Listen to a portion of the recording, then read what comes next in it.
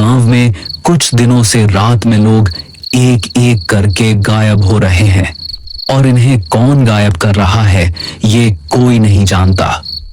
इस वजह से यहाँ के लोग रात में बाहर निकलने से डर रहे हैं। वीरेंद्र शहर में रह रहा था। उसके पिता की हाल ही में मौत हुई थी और अब उसे अपने पुश्तैनी घर और जमीन के कागज पूरे करने के लिए कुसुमपुर लौटना पड़ रहा था। शाम का समय था। आकाश में हल्की धुंध थी और सड़कें लगभग अंधेरी। वीरेंद्र ऑटो में बैठा गांव की ओर बढ़ रहा था। ऑटो वाला चुपचाप ड्राइव कर रहा था। वीरेंद्र ने मजाक में कहा, भाई रात में तो काफी सुनसान रहता है यहाँ। ऑटो वाला बस एक ही बात बोल पाया, साहब कोशिश करना रात को बाहर मत जाना। रास्ता लंबा और धूंध से भरा था। वीरेंद्र ने बाहर झांक कर देखा तो उसे सड़क किनारे खड़े पेड़ और खेतों के बीच से गुजरती अजीब सी परछाइयां दिखाई दी। हल्की हवा से पेड़ों की शाखाएं जैसे फुसफुसा रही हों। वीरेंद्र ने खुद से कहा, बस शहर में रहकर ही अच्छा था।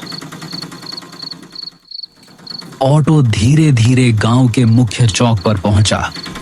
वहां का दृश्य वीरेंद्र को हैरान कर गया। पूरे गांव में सन्नाटा था। कोई दुकानदार नहीं, कोई आदमी नहीं। चौपाल खाली थी। कुत्ते भी अपनी जगहों पर भौंक रहे थे। वीरेंद्र ने ऑटो वाले से कहा, भैया आप जाओ। ऑटो वाला सिर हिलाकर चुपचाप वहां से चला गया। वीरेंद्र अपने पुराने घर की ओर बढ़ा।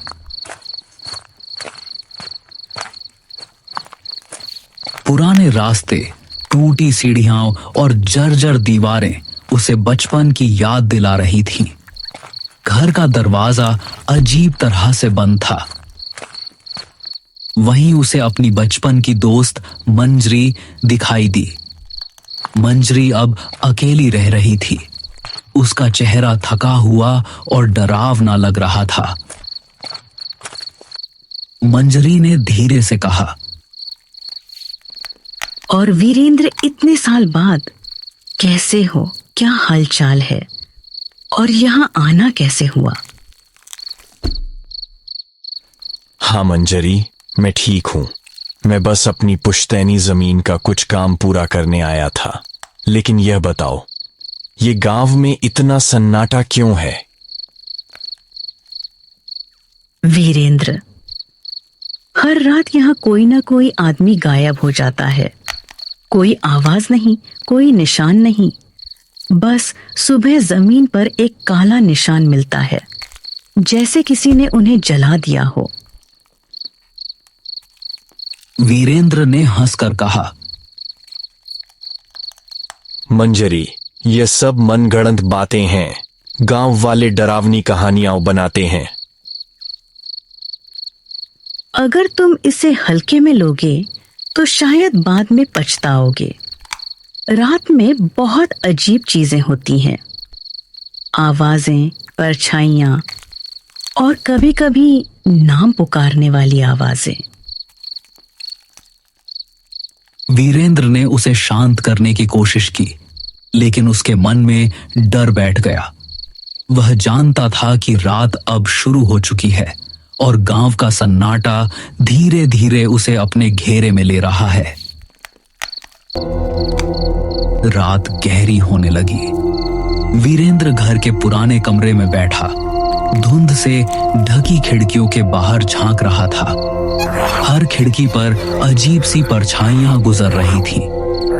कभी हवा में फुसफुसाहटें, कभी दीवारों के पीछे किसी का नाम पुकारना। वीरेंद्र ने सोचा, यह सब अजीब है, लेकिन उसके पास समय कम था। वो डरते डरते सोया। अगले दिन जमीन और घर के कागज कंप्लीट करने थे। वो धीरे धीरे गांव की गलियों में घूमना शुरू करता है। वहां हर घर का दरवाजा जल्दी बंद होता है, कोई बाहर नहीं दिखता, चौपाल बिल्कुल खाली। कुत्ते भी अजीब तरह से घूर रहे थे। वीरेंद्र ने महसूस किया कि जैसे हर कोई डर के साए में रह रहा हो। तभी उसे गांव का पुराना पंडित दिखाई दिया। पंडित बुजुर्ग और गंभीर थे। उनका चेहरा समय की मार झेल चुका था। पंडित ने वीरेंद्र को देखते ही गंभीर स्वर में कहा, वीरेंद्र, तुम यहाँ क्या करने आए हो? पिताजी के जमीन के कागज पूरे करने, लेकिन ये सब अजीब क्यों है? यह गांव शापित है और यह श्राप उसी जमीन से जुड़ा है जो तुम्हारे परिवार की थी। वीरेंद्र हैरान रह गया। उसने पूछा, कैसा श्राप? तुम्हारे दादा ने इस जमीन पर एक मंदिर गिरवाया था। उस मंदिर में एक रक्षक की आत्मा थी जो गांव की रक्षा करती थी। जब मंदिर टूट गया, आत्मा कैद हो गई। अब यह हर रात किसी इंसान की आत्मा खींचती है ताकि अपनी कैद से मुक्त हो सके। वीरेंद्र ने पंडित की बातों को बड़ी गौर से सुना, लेकिन उसके भीतर डर बैठ चुका था। वीरेंद्र ने पंडित की बातों को सोचते हुए रात बिताई। आसपास के धुंध और आवाजें उसे लगातार परेशान कर रही थीं। दीवारों के पीछे फुसफुसाहटें, हवाओं में नाम पुकारने की आवाजें और खिड़कियों से गुजरती काले साए उसे मानसिक रूप से कमजोर कर रहे थे। अगले दिन वीरेंद्र ने तय किया कि वह उस जगह जाएगा जहां मंदिर था। उसे जानना था कि क्या सच में यह श्राप उसके परिवार की गलती का परिणाम है। वीरेंद्र, मत जाओ वहां, यह खतरनाक है। तुम्हें शायद बचकर नहीं निकल पाओगे। मुझे सच्चाई जाननी है। अब डर कोई काम नहीं आएगा। रात का समय था। पूरा गांव वीरेंद्र को रोकने की कोशिश कर रहा था, लेकिन वीरेंद्र ने हिम्मत दिखाते हुए आगे बढ़ना तय किया। वीरेंद्र उस जगह पहुंचा। चारों तरफ जली हुई मिट्टी, टूटी दीवारें और बीच में एक पुराना बुझा हुआ दिया पड़ा था। वीरेंद्र ने धीरे से दिया जलाया। जैसे ही लौ उठी, जमीन हिलने लगी, हवा में सिसकारियां गूंजने लगी। वीरेंद्र का मन डर से कांप रहा था। तभी मंजरी वहां पहुंचती है, लेकिन उसका चेहरा बदल चुका था। उसकी आंखों में अब शैतानी शक्ति दिख रही थी। मंजरी इंसान नहीं थी, वो वही राक्षस की आत्मा थी जो मंदिर टूटने पर कैद हो गई थी। सालों से मंजरी गांव के लोगों को मार रही थी ताकि उन्हें अपने अंदर खींचकर श्राप से मुक्त हो सके। लेकिन अब वीरेंद्र के लौटने से उसकी कैद पूरी तरह टूटने वाली थी। मैं अब तुम्हें नहीं छोड़ूंगी।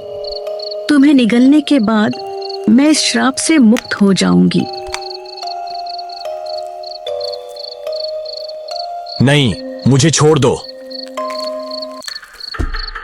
लेकिन आसपास धुआं फैल जाता है। धीरे धीरे वीरेंद्र गायब हो जाता है। गांव में अब केवल सन्नाटा और हवा में हल्की सिसकारियां रह जाती हैं। सुबह गांव में अफवाह फैलती है। वीरेंद्र भी उस राक्षस के चंगुल में फंस गया।